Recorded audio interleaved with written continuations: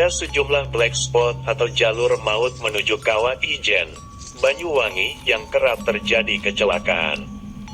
Salah satunya ialah tanjakan yang dikenal dengan nama Sengkan Gandrung.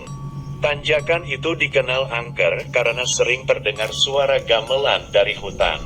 Sejumlah kecelakaan pernah terjadi di tanjakan ini, salah satunya pada Rabu tanggal 8 Desember tahun 2021. Sebuah kecelakaan tunggal terjadi di tanjakan yang juga dikenal Sengkan Saleh itu. Dua korban yang berboncengan naik motor matic menabrak tebing tewas. Sebelumnya, pada 2018, 3 pengendara motor matic tewas tak jauh dari tanjakan itu.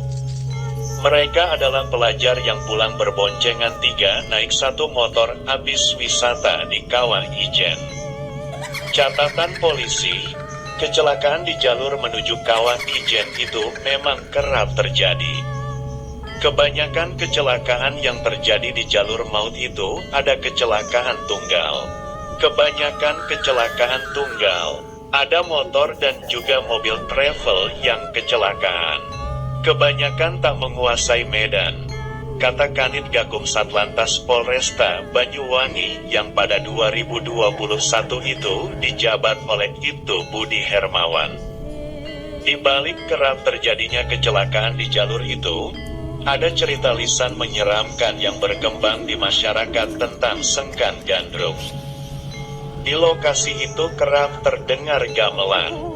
Suara gamelan itu dikaitkan dengan mistis karena sumber suara itu benar-benar mustahil, yakni berasal dari hutan belantara di sekitar jalur yang dipercaya tidak dihuni manusia. Salah seorang warga Kecamatan Licin bernama Yahya, 24 tahun, mengisahkan pengalaman yang sangat ganjil dan membuat bulu kuduk berdiri itu. Peristiwa itu dia alami pada 2017. Kala itu, Yahya bersama teman-temannya naik pos Paltuding Kawah Ijen untuk merayakan tahun baru 2017. Setelah perayaan ia harus pulang karena ada urusan mendadak. Ia pun memutuskan pulang sendiri naik motornya ketika teman-temannya melanjutkan pendakian hingga ke puncak Gunung Ijen. Waktu itu saya pulang sendirian, sekitar pukul 1 waktu Indonesia Barat dini hari, katanya pada Desember tahun 2021. Tiba di Sengkan Gandrung, Yahya mengalaminya. Tiba-tiba ia mendengar suara alunan gending yang cukup keras saat menuruni jalur dengan kemiringan cukup tajam. Peristiwa tak wajar itu sontak membuat bulu kuduknya berdiri. Apalagi dia tahu bahwa kawasan sekitar di jalur itu adalah hutan belantara. Jelas kaget, siapa coba yang tidak merinding? Di tengah hutan yang sepi tiba-tiba terdengar suara musik gending Jawa dengan gamelan.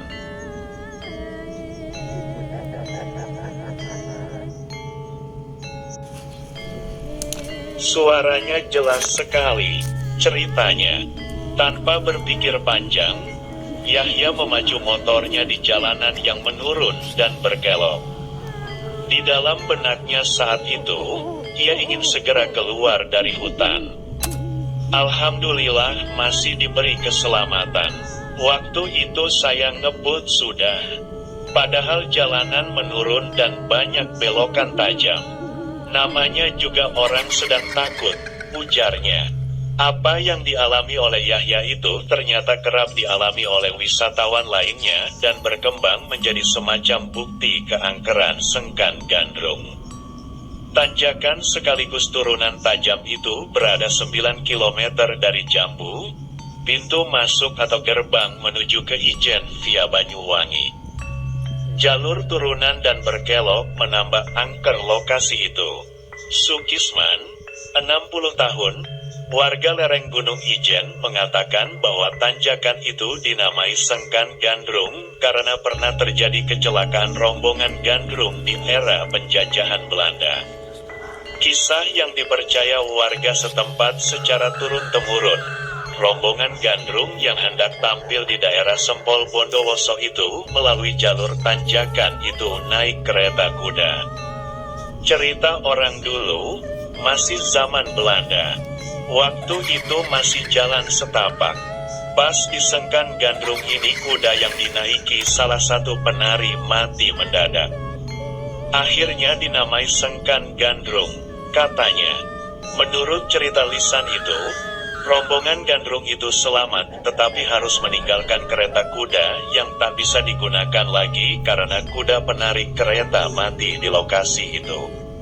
Ini cerita masyarakat, bisa dipercaya atau tidak, karena memang lokasi itu sejak zaman Belanda sudah berbahaya.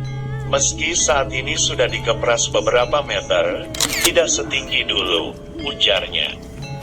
Sukisman mengaku belum pernah mengalami peristiwa mistis di jalur itu, padahal sedari muda ia sering melintasi jalur itu untuk bekerja sebagai penambang belerang. Kalau saya sendiri tidak pernah, kalau cerita-cerita orang katanya sering. Saya sendiri waktu muda dulu bekerja mikul belerang. Mulai masih jalan setapak sampai ada aspal, katanya. Kalau ngomong angker, namanya hutan, namanya gunung pasti ada. Di sana juga sering terjadi kecelakaan yang menimbulkan korban jiwa, ujar Sukisman. Dia pun mengingatkan, sudah semestinya saat berada di gunung atau hutan seseorang harus menjaga sikap dan memperbanyak doa. Ada norma-norma yang pantang dilanggar, terutama norma susila. Jangan takut, tapi jangan nantang juga. Banyak berdoa saja agar diberikan keselamatan saat berada di hutan atau di gunung. Karena bagaimanapun dalam agama Islam, hal gaib itu ada dan hidup berdampingan dengan kita, katanya.